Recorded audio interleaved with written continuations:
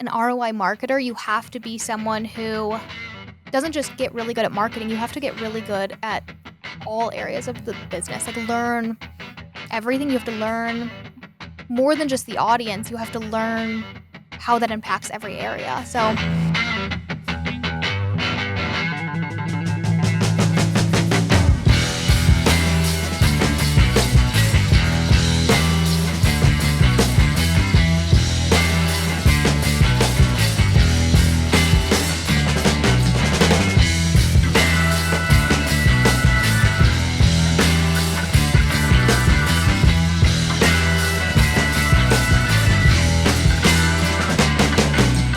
Hey, everybody, and welcome back to the Exit Is Now podcast with me, your host, Scott Snider, hanging out on another episode where we're talking about people and culture and how we create a culture of we and not me. So this season, in season 4, we've been really focused around how do we help not just the business owner create a more value creation or value acceleration centric mindset, but we've been focusing around how do we help employees have the same mindset as well to kind of thrust the entire organization forward. In the past couple of episodes, we hung out with Ben Utek, who is a chief culture officer and the author of The Champion's Creed, where he outlines what he calls a culture creed. What I liked about what we've talked about on those 2 episodes is that from a value acceleration standpoint, which is obviously near and dear to us at EPI and for our certified exit planning advisor community, his culture creed allows us to document culture, measure it, and scale it. And so in producing the culture creed, you document your culture, you document core values, you document core beliefs, and then you can be able to hire, measure, and manage from it as well. If you're looking at those 4 intangible capitals that we talk about inside of the value acceleration methodology, it really touches 3 of the 4 capitals. Certainly structural capital, it's human capital, and social capital. So to expand on that and bring it home and using our own business, the Exit Planning Institute, as an example, I've invited our Vice President of Marketing and Brand Strategy, Paige, back to the show. Paige has been on the show numerous times. We always do a closing episode of the year as well, and really helped inspire this entire thing that we've been doing now on season 4. So welcome back. thanks for having me. I'm excited to be here. Yeah, what I like about Paige's perspective here on this particular topic is, one, Paige is, I think, very systematic in her approach. So, in talking to Ben and documenting and outlining culture and culture maybe as a strategy, Paige is one of the most strategic-minded people that I know.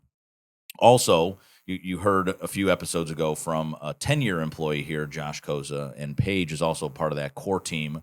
She is celebrating year 8 here at EPI and really core to our executive team and really the direction of EPI as well. And so I'd like to start by just telling your story, having you tell your story a little bit, because I always think it's frankly just wildly impressive. I met Paige through her husband, who I coached in high school soccer. He was a captain of our soccer team. Paige and her husband went off to college, and he called me one summer and said, "Hey, coach, my girlfriend at the time is in marketing and communications and would like an internship. And is that something that you guys can do?" And really, for Kurt, I said, absolutely. If she's your girlfriend, that she's got to be great. And both of them are great people. So we invited Paige in to be an intern one summer, and she actually became our first virtual employee. And here she sits today, 8 years later, as one of our 2 vice presidents at EPI. So Paige, please take us through that journey, because I think as a young person in particular, it's pretty inspirational. Oh, well, thank you. So, yeah, I started here as our intern, and it really just started as simply as that. I was landscaping my 2 previous summers and wanted to do something in my field over the summer. So I was looking around at people I knew, talking to Kurt about people he knew. And he reached out to you, and that's where it all really started. So I started as an intern in our Lakewood office, where I was our marketing intern, and that project, or what I worked on over the summer, was really like a big community project. It's something that helped me get to know what exit planning was, as well as what SEPA was, and the impact that we were making on not just the community, but also business owners and really EPI's mission overall. So I started, and my whole goal that whole summer was to call every SEPA that we had. And at the time, that was much more doable Yeah. versus now. I think we'll have like 10,000 SEPAs in the community, Mhm. more than that. Mhm. Back then in 2018, it was much less. It was Yeah. actually a doable task. Yeah. But that's when I got to meet a ton of people like Melissa Silverman, who I still talk to today, and Vincent Mastrovito, and just people who are really longtime SEPAs and Yep. still in the community today and are huge thought leaders. And talking with them made me so passionate about the work that we were doing. And this was kind of a different time of who I am now. I think I've really evolved into the leader that I am, but I did something outside of my comfort zone, and I approached you and asked if I could stay on virtually at school. I usually got a job at school, and I loved what I was doing here. So I asked, and you, I think, a bit hesitantly agreed. I like to say I was our first virtual employee before COVID. Like I Yeah. was setting the trend at EPI there. Yeah. But you had a couple rules, which was to come home at least once a month to just prove that I was still working and all that stuff. I joined we still have them, but our Monday morning whole team meetings, I would join those virtually every Monday with the team. I was still like in the jive, just virtually. So that's when I took on a bit more different work. Like I worked a lot closer with our chapters then and really started managing our chapter network. And I think that is what immerses you so quickly into EPI. You get to meet some of our top SEPAs and like our top thought leaders in EPI as a whole. So got to work on that. And you learn so much, not just about marketing, but I think that really is what helped me be more strategic, was working with the chapters, because I got to see how things all connected. And I got to work really closely with those people that I mentioned. So I did that. And then I came home when I graduated and started as our marketing coordinator.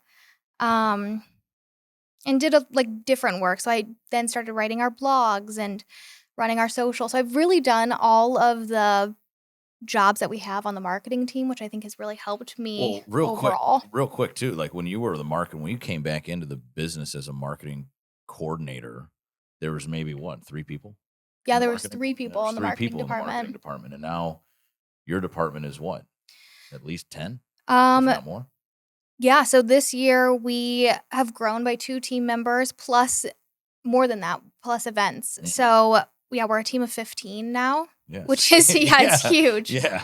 And it really is, it's completely new. So I'm like the longest tenured person on the marketing team, and then Okay. everyone else is really the team that I've, besides Jocelyn, who's joined us with events, but everyone else is really the team that I've built. So Yeah. it's Well, you were different. elaborating on how, and I think this is something that your team really respects about you, is that you quite literally from the ground up built a whole marketing department. So you've along the way have done basically virtually every single job Mhm. that is there. Yeah, and I think it's been really helpful because I know then the struggles or what goes into each role.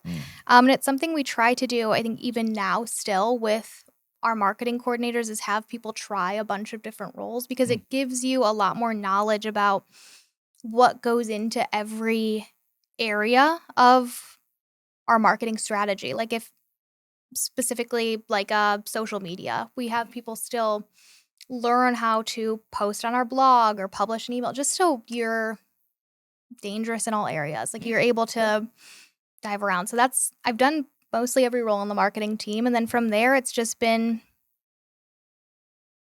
been moving through every other role. So after being a marketing coordinator, the whole marketing team kind of left, and Chase and I were still like the only 2 that stayed during COVID.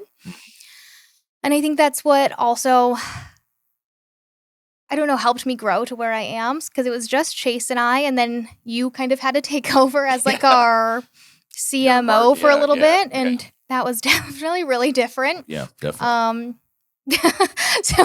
So we had to do that, and I don't know, I think it taught me a lot. Like I guess for the audience, we've maybe never dove into this, but I was young and this was like my first job, so I And Scott is a bit intimidating when you first start working with him. So we had probably never really spoken one-on-one Yeah, until probably not. so for like the first 2 years that I worked at EPI until COVID. And then it was just like, okay, we just need to figure this out together, and I have to just get outside of my comfort zone. And Scott, I think we had just went through Fred Johnson's training, which I know we had Fred Johnson on earlier this year to talk about some of that, but it helped us learn how to communicate with each other. I think like it taught me how to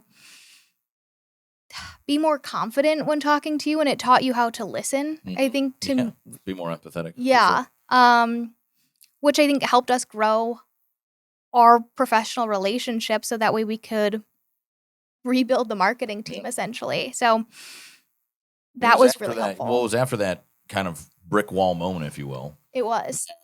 You then went on kind of a fast track in management. Mhm. So me and you were able to build rapport together, right? And you went from marketing manager to director of marketing, and then as we started this year, we're just named the vice president of marketing and brand strategy. And the key component, I think, to that is also embracing now, as you mentioned earlier, the event management and of the event management side of our business. Because really, our listeners who have come to the Exit Planning Summit, at the end of the day, something like the summit, amongst other events that we host, are an extension of our brand, right? So Exactly. now truly embracing kind of all facets of marketing and branding at our company. So let's, to your point, we earlier in the year we had Fred Johnson on, and we had Josh on, which led to this brick wall moment, which you were a key part of. Looking at it, I think back then we had 11 employees that entered that training. Mhm. We had one leave after the first session, so Yeah. that took us down to 10. And today, though, you have 7 people that are a part of that like original 11 crew that are still in some role at the Exit Planning Institute, including you. And given how close you and I have become and how critical you've been to the growth of EPI, I always think it's kind of an interesting moment for you to reflect on and for the audience to hear, because you haven't listened to these episodes to kind of set the scene for you. Is, we have 11 people on a Zoom call where we're talking about people and culture and growth. To make a long story short, I thought we had a great culture. I thought we had a great business. And in fact, in 45 days during our COVID pandemic, we pivoted this entire company from 100% in-person learning to 100% online learning in this cool and creative, and at the time unique, credentialing program for our space and within our profession. And we're celebrating, or what I thought we were celebrating was was a huge win and getting our business back on track, until we started going through this leadership transformation program that Initiative One offers. And it was in this program that I call the brick wall moment, where we're sitting on this call, and one of our folks steps up and says, "Scott, look, I mean, this is why it's so awkward 2 or 3 calls into this thing. And it's because all of us, all 11 of us are looking for jobs, including you. Yeah. And if you've listened, I'd welcome you to go back and listen to the episode so you kind of walk through my thoughts around my thoughts and feelings around this. But once, to your point, I was able to get my thoughts and feelings together, we were able to kind of thrust forward and build back to a culture that we describe as a culture made by we and not me. So made by really the servant leadership model, which flips the model upside down and says, look, instead of being carried out and built by the leader, it's actually built from the ground up. Yeah. And it's a collection of all of our thoughts. And you were a key part of that.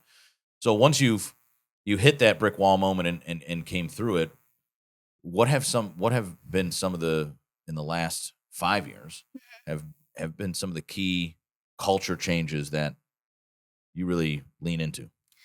So I think trust was a big one. I think like you talked about with Fred, our trust accelerators. Mhm.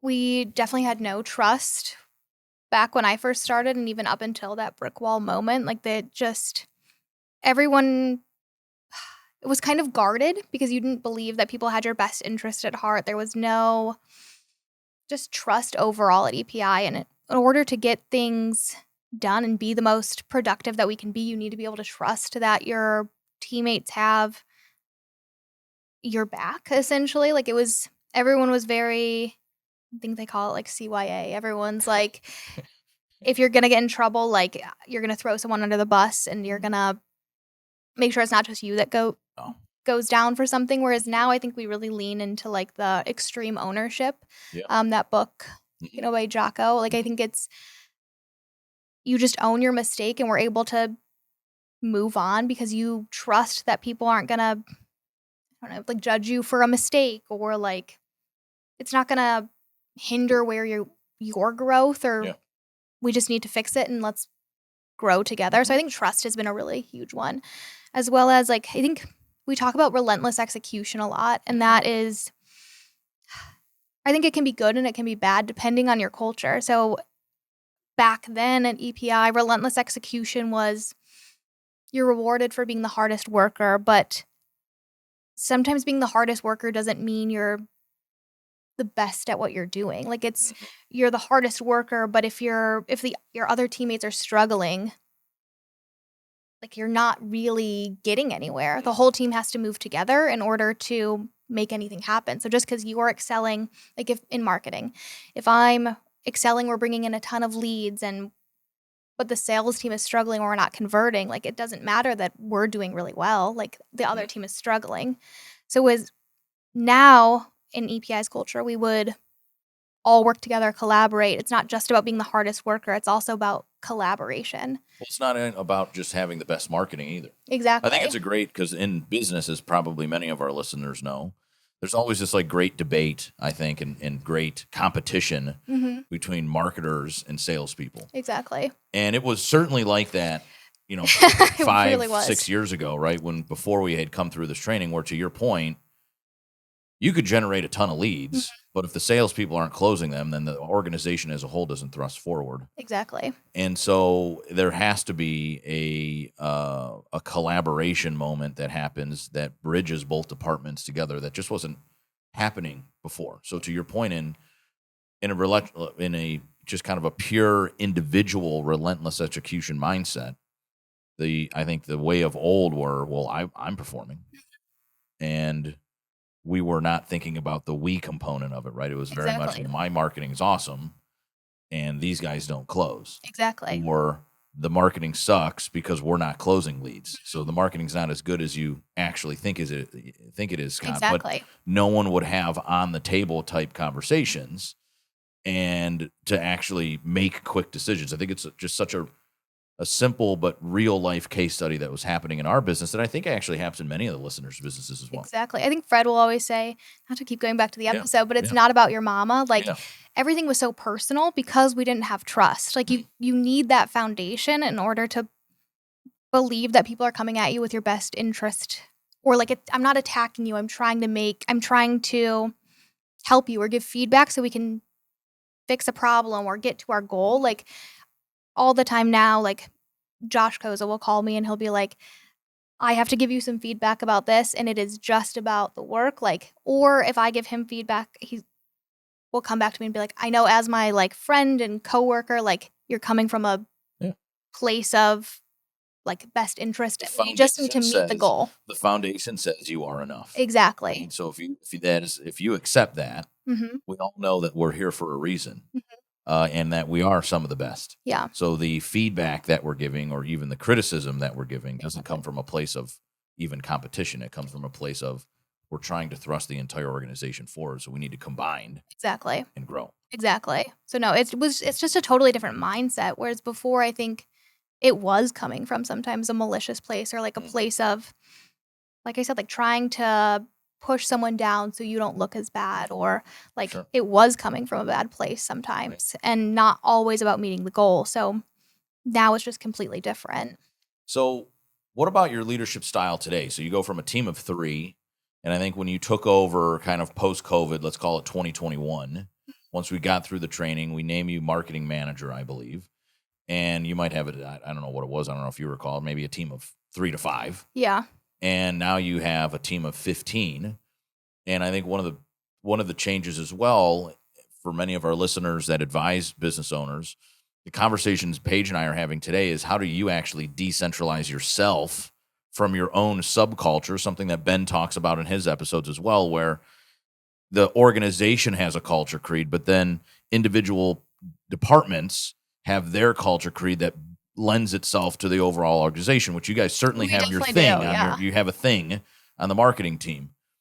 But the challenge that you have this year is decentralizing that from you and having your two managers now carry that message, that vision, that creed to the other 12 people that work on the teams and make the whole engine go. So how has your leadership style changed, or maybe has what is evolving? What are some of the challenges that you see today as a vice president versus being in the weeds like you were before? Yeah, I think my leadership has evolved constantly, and, like, every year is, like, a new lesson that I'm, like, almost my theme for the year. I think first for me, when I first became marketing manager, I worked on, like, a big digital ecosystem project with you, and that's when I really learned, like, it's not about being the hardest worker in the room, it's about empowering my team to be the most efficient and get done what they can. Like, it was totally a mindset shift of, like, I need to work as hard as I can and take all this on myself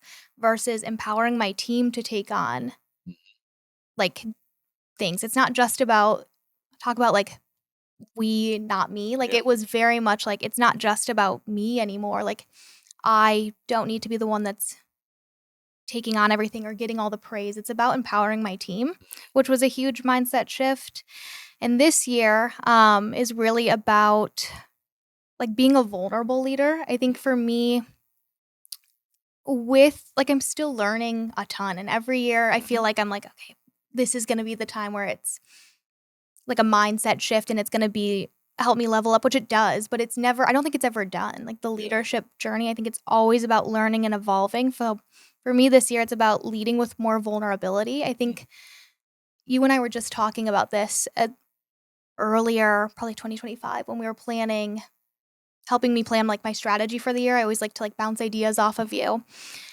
And I was just talking about my vision and how, like, I communicating my vision to the team, and you really challenged me of, "Well, how much time are you spending with them just personally?" Because if the team knows you personally, then they'll understand your vision a little bit more.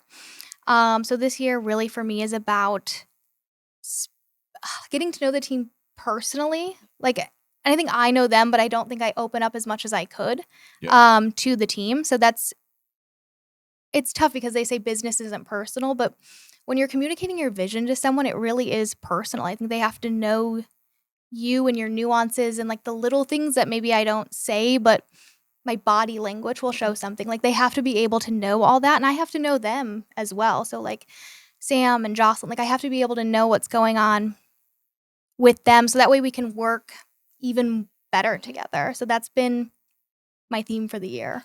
Well, Ben in his Champions Creed book has a whole chapter around, quite literally, I think it's called practice, Yeah. practice, practice. And he talks about in the practice chapter around a professional football player in the NFL only actually plays like 8 to 12 minutes a game, but you Mhm. put in quite literally like 2,000 hours of training It's crazy. within the season, right? To go out and play 8 to 12 on average a game. But I think one of the reasons that we blend well with something like the culture creed and Ben's teachings is that we also have a core value that's purposeful growth. So folks like you are absolutely right. You've never really arrived. You're always evolving and you're always evolving, not just in terms of I think it makes a lot of sense when the audience might hear that because of course marketing trends change, right? Yeah, Customer exactly. behaviors change. And so it's easy to say, yes, we always have to be coming back and coming back to and evolving our thinking and advancing ourselves. But you're talking about at a much deeper level. Yeah. You're talking about leadership style, and I think it's also in the purposeful growth mindset that we have. It's not just about what are we doing as professionals. It's what are we doing from a personal standpoint, as well. And it's something that I've struggled with this year as well. Is now with a company of 51 people, how do people know me? Because I certainly don't get to interact with everybody as you and I used to interact on a regular basis with 10 or 11 people at EPI. And I think this is why for our audience as well, why documenting your culture is critical. So this year, one of the projects that we've been working on that we will implement here in really mid-year, and here's just in a couple of weeks, is a project called the EPI Boot Camp, Yeah. and a deeper culture project within the boot camp called the EPI Way. And the EPI Way is, for those of you that have interacted with some of our EPI products and programs, it's kind of like an EPI Academy style program for internal employees to rapidly scale and understand our culture and our people. And though you might have thought it was maybe silly at the time for you to go in and record these videos, I had, for our audience, I had asked all of our executives and some other key players on the team that run major units of our business, like Jocelyn, who works for Paige and runs our Exit Planning Summit, to record a 10-minute video about who you are, so they can get to know you, and then understand how you tick, and then understand your vision for the future. And I think in just that small way, now instead of saying, look, I never get to spend time with Paige, a brand new employee in our business, or even some of the existing employees that will come through the program, well, to get to know you at a much deeper level, which I would agree with you, it really does contribute to understanding your vision and strategy and leadership style. And I think gives people more grace, because they're like, I think it would be a hell of a lot easier for an employee to come into our business today and watch the video so they can get to know who I am, versus 7 years ago, you're like, I'm kind of scared to talk to that guy. Yeah.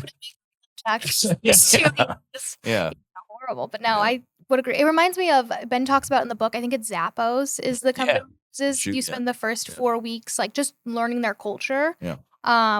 Which is, I think, really helpful with the EPI boot camp, because we didn't have a formal way. Like on marketing, you kind of talked about how we have our own culture, that kind of thing. Like we had our own training program that taught about EPI culture, but it was completely different from like what sales would do or fulfillment. Or so having it all, I mean, we have one culture, it's one EPI. So having one EPI boot camp, I think, is going to be a huge game changer for the people who start now in, the next evolution of EPI internally, at least. Like it's totally different. Yeah, it's interesting. You've touched on a couple of things from Ben's book and a couple of and the both shows that he was on over the past couple of episodes. One, Ben talks a lot about.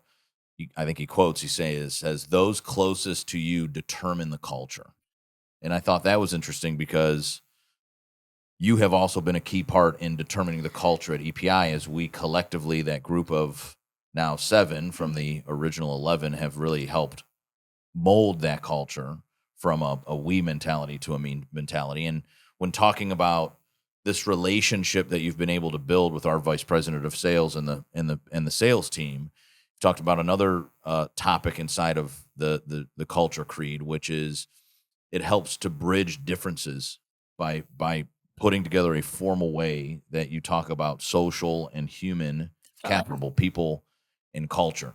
And so I'd like to understand your opinion on Ben in his book early on takes a Peter Drucker quote, and this guy basically is the founder of organizational culture, right? One of the founders of this way of thinking. And Peter would say that strategy eats culture for breakfast, and Ben calls out in his book, he simply says false, like put an exclamation point.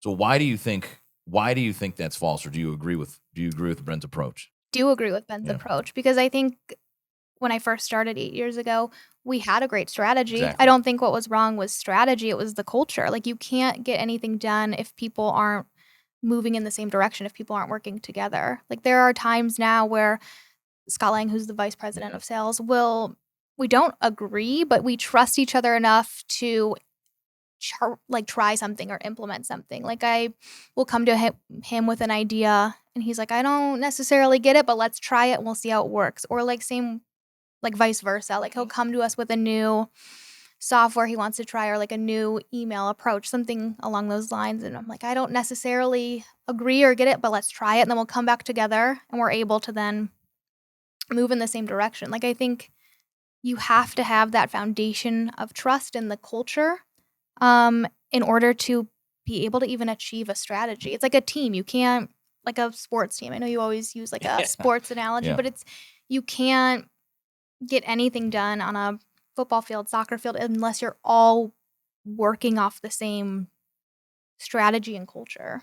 Well, and Ben would go even a step further, right? Ben would say that the missing link is, and this is why I think it aligns with what Chris Snider teaches in Walking to Destiny, is that for Ben, he calls it culture. For us at EPI, we call it social capital. That is also a strategy. Yeah. People think about strategies of what you were just talking about. Like, we had a great business strategy from 2012 to 2020. By the time 2020 hit, we 10x'd our company in terms of revenue. So we had a good revenue growth strategy. We might have had a good structural capital strategy, right? We're operating pretty lean, but we had no people strategy, and we didn't have a culture strategy. Yeah, what a great point. We definitely didn't. It was just haphazard. Like I just said, even to a couple years ago before EPI boot camp, like we didn't have like a one training system. Like we didn't. It's still, I think, new for us. But I don't know if most businesses do. I mean, what is so funny for our audience, I say that to Paige, and I just realized that me and Paige are both wildly entrepreneurial and had like maybe one or two jobs our entire life. So I don't know maybe what exists out in the marketplace, but in working with owners, and you do some volunteer type of advisory work for what's called COSI here in Greater Cleveland, the Council of Smaller Enterprises. So getting some direct access to business owners. I think most owners fall into what we would call at EPI this successful company. How do I hit the X's and O's? How do I do revenue growth? How do I do net operating profit growth? And I tick this business in the right direction. And then when they go to transition this business or truly scale an organization, they're kind of slapped in the face because they realize that they might have had a great revenue growth, marketing, and sales strategy, but they didn't have this culture strategy that allowed people to scale and stay and grow with. I think it's one of those, it can seem like one of those softer things that like when their owners are busy. So when they're working in their business, they're not working on their business. So they have to prioritize what they can work on. Like there's only so much time for them to do that. And if they don't fully understand the benefit or the why it should be a priority, it can just seem like one of those softer things that aren't important. But it really, I mean, you can just see with EPI and our growth, like how much of an emphasis we've put on that social element or like the people element and how much it's helped us overall. Absolutely. Hey there, business owners. Are you ready for a game-changing opportunity? Introducing the 2023 National State of Owner Readiness Report. Over the past decade, this groundbreaking research has reshaped how we view business ownership and exit planning. This report isn't just another study, it's a deep dive into the evolution of business ownership. It shines a spotlight on the crucial intersection of business attractiveness and owner readiness, revealing the undeniable impact of preparation on achieving successful transitions. With younger generations taking the reins, exit planning is taking on a whole new perspective. Education and awareness about preparing for the future have never been more crucial, and with financial readiness leading the charge, there's a clear opportunity for growth and learning. But here's the kicker. The report shows a surge in exit planning education and understanding, yet many still lack formal transition teams, highlighting the essential role of comprehensive support. So who's got your back? Trusted advisors have evolved from CPAs to financial advisors, making a decade of significant change in support networks. Ready to take the next step towards a successful exit? Dive into the Exit Planning Institute's 2023 National State of Owner Readiness Report and start shaping your legacy today. The future is knocking. Are you ready to answer? Discover your readiness level at 2023ownerreadiness.com and take the first step towards a successful and significant exit. Are you a business owner seeking to unlock the true potential of your enterprise? Look no further than the second edition of Christopher Snider's revolutionary book, Walking to Destiny: 11 Actions an Owner Must Take to Rapidly Grow Value and Unlock Wealth. In this updated edition, Snider presents proven strategies for maximizing your company's value and accelerating growth. Whether you're aiming to sell or simply want to ensure long-term success, this book offers a blueprint for building a thriving, self-sustaining business. Walking to Destiny isn't just another book, it's a game changer, backed by Snider's own experience as a successful business owner and as a CPA. This book bridges the gap between business owners and advisors, guiding you towards financial freedom. But don't just take our word for it. Hear from those whose lives have been transformed by its insights. One satisfied reader raves, the best guide for transitioning out of privately owned companies. I recommend it to all business owners and advisors. Another praises it on its focus for maximizing business value, calling it their, quote, principal tool for educating owners. Ready to take control of your business's destiny? Visit walkingtodestiny.com now and use code EXITISNOW to claim your free copy of Walking to Destiny, 11 actions an owner must take to rapidly grow value and unlock wealth. Don't wait for the perfect moment. Make the moment perfect by seizing this opportunity today. So I want to get into some of the Ben's topics with you as we transparently for our audience build our own culture creed. So though I think we've done stuff like the EPI Way, the EPI Boot Camp, we've certainly outlined more so than ever before the culture strategy, if you will. We have the core values. We have trust accelerators built on the Initiative One program with Fred. We are actively working on building our culture creed at EPI, which will then address, we've talked with your marketing team, will direct some of the subcultures inside of EPI and outside of EPI inside of the SEPA community. So the challenge, and Ben is our keynote speaker at this year's Exit Planning Summit in Nashville, coming up here in just about a month or so. And he will take the audience through not just what is the culture creed, but what is the SEPA culture creed. So the challenge that we have in actively kind of playing this out on our show is, first question to you is, everything starts for Ben and the culture creed with core beliefs. So now that you've been here 8 years and have been helping co-captain the ship with me, what do you believe some of those core beliefs at EPI are? I think this is a tough one. I think it aligns back with some of our core values as well. So like when I was thinking about this, I think purposeful growth was a huge one for me. Like it's something that comes up often, and it's not just internal culture, but it's also the SEPA community as well. We're always pushing people to keep growing, keep leveling up. So that's like one I would say would be a core belief is for us is purposeful growth. I think it really just aligns back with our core values is what I That's the like kept challenge, thinking right? when I was coming back to this is like, well, then how do you differentiate like your core value from like a core belief or like, because it seems like for us at least it's very aligned, but Yeah, I think so. Here, let me plant some seeds and have you, we'll play ping pong here and go back and forth. perfect. One, I would agree that I think a core belief of who we are at EPI is that purposeful growth places you in a premium or best-in-class position, whether you're an employee, an executive, a business owner, or a professional advisor to business owners. If you are always evolving, you are always staying a step ahead and becoming best-in-class. So I would agree with you. Now, that just happens to be one of our core values as well. I believe another one, if you're looking at who we are, something that we believe, right? Not just a core value we live by, but a belief. I think a belief that we have is that collaboration wins games. Yeah. I believe that because the marketing team and the sales team now collaborate collectively and often, it pushes the ball over the goal line. What do you think about that? I would agree. I think it's also deeper than that. Like it's our team also having calls with the SEPA community and collaborating with the community to build what we're doing next and help us like steer the ship and where we should be going. Like it's collaborating with the community as well. And it's how then the community collaborates with owners, because that's really where we're getting our information from. Like obviously we talk directly to owners, but it really is the SEPAs who are the boots on the ground, like collaborating with those owners. So it is just like, yeah, it's like a train almost of just, or a domino. It's like one leads to the other.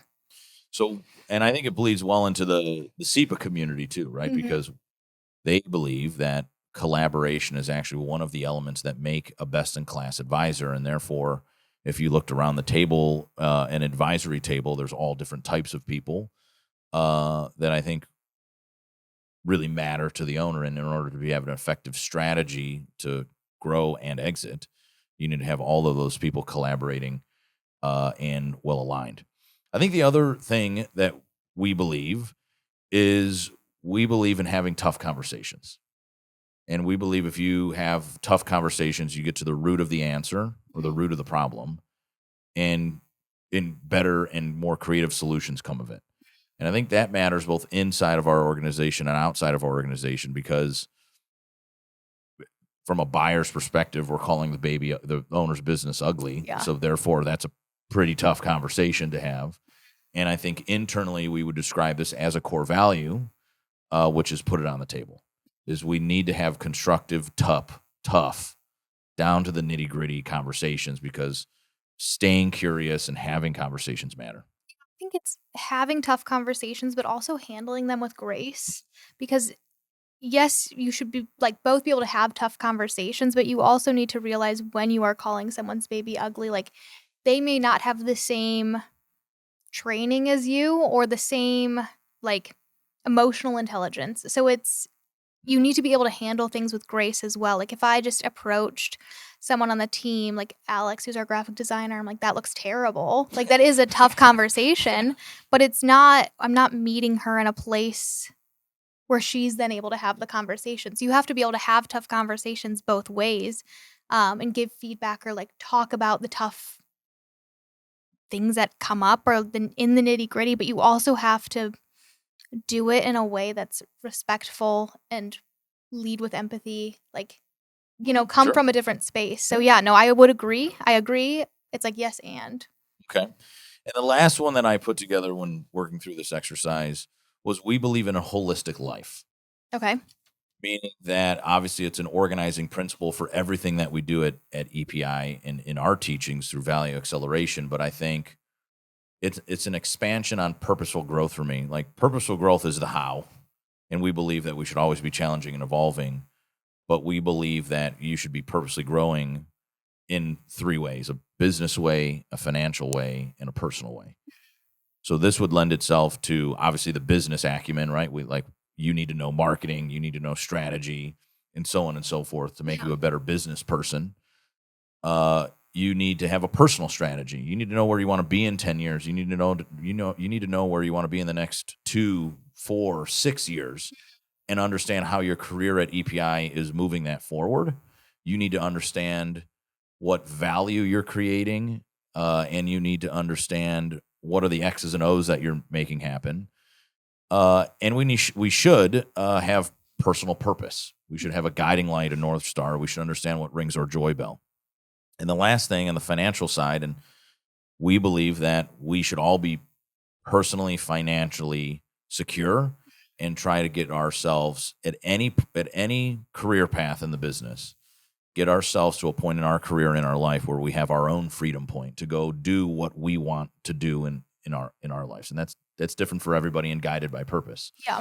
And so I truly believe that one of our core beliefs is it could be living on purpose or living a more holistic life. Yeah. I took some notes on this because I had some thoughts as well. So Okay.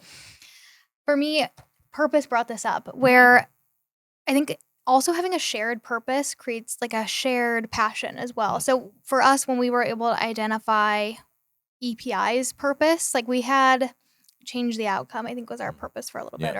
And now that was our North Star, if you will. And we have just gotten so much deeper with that, of creating significant companies. So us sharing that purpose now company-wide, but also with our community, significant companies has been a really big push for us over the past 3 years, 4 years. So having a shared passion or purpose with the community helps us all work towards the same end goal. Cool. As well as, so we talked about the purposeful growth. And then I think you talked about having tough conversations. For me, the way I phrased it was meaningful connection, meaningfully having conversations and connecting with people, because it's more than just a conversation. You have to have a connection with someone in order to dive deep with them on some of these things. If you rewind real quick and look back at the first couple episodes of the year with Fred Johnson, he expanded on this as well. And I think you make a good point, where one of the most effective things that you can say to somebody as a leader is, how are you? Yeah. And ever since we recorded that episode with Fred, I find myself trying to pay more attention to that versus, and it's kind of for those of you that understand the EOS model, right? The Entrepreneur Operating System, inside of their level 10 meeting, their L10 and their executive meeting, they actually start with a segment called Good News. Yeah. And for me, good news is kind of asking, well, how are you? So before we dive into it, let's ask, how are you? And if you go back to Fred's teachings and kind of putting it all together for the roadmap is by asking, how are you? You might say, man, I'm actually doing pretty poor. Yeah. And one of our trust accelerators is to come to a meeting with 100% being 100% prepared, right? Because we know if we're 100% prepared, we can really make some decisions and get some things done. But you can't possibly be 100% prepared if potentially you have something else going on in life. So by asking, how are you? I think it sets the stage for something different. And we might say, look, none of that matters. I think Fred said this on the show. None of that matters because this person is having X, Y, and Z, and we should combine together to help that person, or at least give them grace and relieve them from this meeting. Well, it's kind of like what we talked about earlier in the show, actually, like of getting to know people personally. Like there Exactly. is a personal element in business and what we do, like asking how people are and getting to know them personally. Like it's deeper than just the surface level. So no, I totally agree. Well, it's I think it's the layering on top of all of what we talk about. There's a few formulas that I think are bubbling to the top, but for Yeah. me is there's this level of, in whether it's Ben stuff or what you're talking about or what Fred talked about, what Josh Koza has talked about over the past few episodes of season 4, there's like a servant leadership mentality that happens where you have to begin to care more about others than yourself. It's the flipping the pyramid upside down. So it's actually driven from the bottom. It's driven from the top. It's driven from the bottom up, Yeah. not the top down. And so there's an element of servant leadership that comes in to whether it's Ben's story at the Indianapolis Colts with Tony Dungy, or whether it's Fred's stories inside of Initiative 1 or inside of our stories at the Exit Planning Institute, serving others, it comes kind of first and foremost. Yeah, absolutely. And that's why you begin to care more about others, because you have a others first mentality. Absolutely. So last but not least, I want to talk to you a little bit about some of the stuff that we bring together in Walking to Destiny. And inside of Walking to Destiny, we talk about becoming a more value creation mindset. Something that I think that particularly over the last even 18 to 24 months has really, I think, hit home for you. Yeah. So we've talked a lot about culture and people, but all of that drives us towards a more value acceleration or value-centric mindset versus just, I drove marketing leads. Yeah. And if the salespeople close at the rates that they do already, we generate more revenue. And yes, that's important because it creates a successful company, but it doesn't mean that it creates a significant one. So what have you learned over the past 8 years of being at EPI that makes you today an example of a value creation, a value-centric mindset? I think for me, something that you've taught me, Chris has taught me, is focus on outcomes, not just activities. Like it's not just the day-to-day or the things that you're doing today. It's how it's going to impact long-term. So like if I used to come to you with an idea for something I wanted to do or like a new system or something, and I would only talk to you about like how it's going to improve the team today, you would always ask, well, like, is this the best? Is this scalable? Or like, how will this help us long term? And it really just like changed my mindset of, oh, it's not just about the easiest thing right now or like convenience right now. It's about long term outcomes. Yep. Like, and yeah, so I think it's more, that's been like the biggest mindset shift for me is it's not just about right now. Like just because something works right now, even for what we're doing, it doesn't mean it's the correct thing to do overall. So like an example of this would be when we did the digital ecosystem project. Like we had just a bunch of different softwares working together. Like it was all kind of disjointed, but it worked in the moment. It wasn't an issue necessarily then, but long term, that was an issue because like Chase and I were the only ones that knew how to use the systems. And so for us, we moved over to one platform for our whole digital ecosystem, documented all those processes, and just made it a more streamlined process. Not because it was an issue necessarily, but it would be long term. And it created a more scalable and overall, I think, valuable process. So yeah, I think that would be like the biggest mindset shift for me. I think two other things for me when I think about your journey here at EPI. One that I think you've accomplished and is a part of who we are, and one that I think you are anxious to get down the path this year on. So one, you've done a remarkable job of documenting and replicating brand. I think the challenge that you have as it relates to value, long-term value creation, is how does that brand show up at our summit? Mhm. How does it show up at our Growth and Impact Week in San Diego? How does it show up in our chapter in Chicago or in San Diego or in Sarasota, Florida? And that's something that I don't know if you've had an opportunity in the last 7 years to really work on, but I think that is something that goes well beyond just year-over-year success and walks into long-term significance, whether I'm standing in a national EPI headquarters office in Cleveland and attending a national certified exit planning advisor program, or I'm attending a 1-hour networking and education meeting in Sarasota, Florida at the EPI chapter. The brand is alive and well, and it's the same brand, repeatable in any door that you walk in. And I think that is something that ventures towards long-term value that you're working on. Absolutely. And I think this is probably the hardest thing that I've ever had to do because it requires me, like you said, to decentralize and let go a little bit. And Yeah. like EPI is, your and Chris's baby, like this brand has really been my baby. Like it's like it's Yeah. inside of the EPI. Like it's something I've been able to evolve and really it's been mine for like the last 5 years. So it's Well, you're going to have a hard time, I think, when what happens is not that it's bad, it just is, right? Yeah. When you have a high growth company, is that you are going to walk into chapter cities. You are going to walk around the Exit Planning Summit. You are going to walk around partnered events that are commingling our brands and see that it's actually not done exactly the way that we do it at EPI Global. And it doesn't make it bad, right? We're not saying the baby's ugly. We're saying in order to have a best-in-class, highly valuable company, all of that has to be in unison. exactly. And so I think that's your biggest challenge now. The other thing that I think that you're known for, it's like your calling card, is you're the return on investment marketer. And one of the things I like about Paige the most, and for any owners sitting here saying, I can't believe he's interviewing a marketing person, I can't stand marketing people because they throw up billboards, spend a ton of my money, and nothing ever comes of it. The difference for Paige, and I think it's going to be so fascinating to watch you in the next decade, is that the return on investment for practically every marketing dollar spent.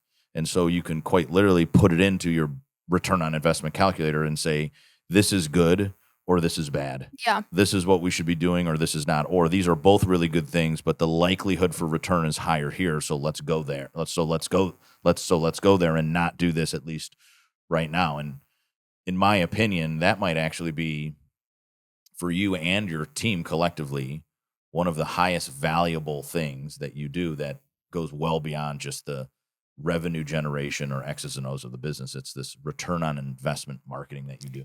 I think it's something you've really challenged me with too, of like the marketing initiatives that we do. I think there's been a couple of things that have really enabled me to think that way, and it's the reason I've been working to train the team to think like this is, marketing has to return, and it's not necessarily always about the now. It's also about long term. You ask me this a lot of like, okay, well, if we change something now, like with our page strategy or something like that, yes, it can bring something like a result now, but then long term, what is also the return? Yeah. So it's totally changed my mindset when I come to you with ideas or like need budget or something along those lines. Like before, when I would just come to you with, okay, well, here's what I need and here's what it'll get you short term. Now I come to you with, here's what I need, here's what it'll return short term, but also long term. And then like go into if it'll create more efficiencies or a better process. And it makes it really hard, I think, for you to debate because It does. Well, like, it's all there. I mean, yeah. you've become, what's also great about the ROI mentality is that it's very data driven. Yeah. Like you walk into Paige's office on any given day, she's got like 2 screens up and spreadsheets that look like the Matrix, right? And you're analyzing data and making real-time decisions off data that has served us in the past, and I think helps project the future. Which, going back to the teachings of value acceleration, is really all four capitals. It's structural capital, it's human capital, it's certainly customer capital, Yeah. and it's culture. It's social capital. Yeah, I think it's a different way of thinking about marketing but it's because I haven't stayed in my lane necessarily. I've been curious about learning other areas of what we do, and yeah, I think in order to be an ROI marketer, you have to be someone who doesn't just get really good at marketing, you have to get really good at all areas of the business. Like, learn everything. You have to learn more than just the audience. You have to learn how that impacts every area. So, no, it wasn't how I was taught necessarily in Yeah. school, but Yeah. it's more of like a learning in the job, like on the Exactly. field kind of thing. So, no, it's definitely been a mindset shift, and it's what I'm working on training the team to do. And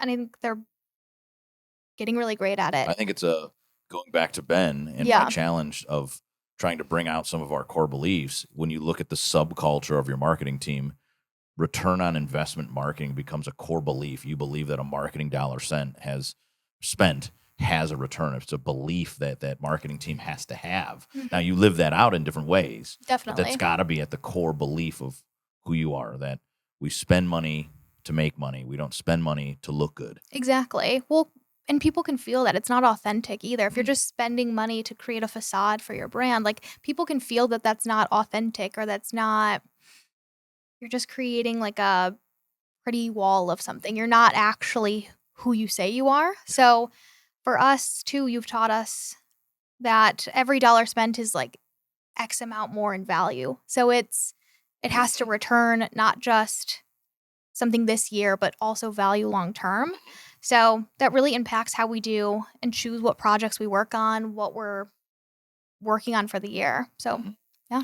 Well, I say all of that to say, if the audience is listening right now and you want to know what ROI marketing is, drop some comments into the chat, because we're trying to have Paige debut her own podcast where we actually teach the audience how we market at the Exit Planning Institute and this mindset of ROI marketing. So again, shoot me an email, drop a comment in there so that we can convince Paige that she's got to take the show to market.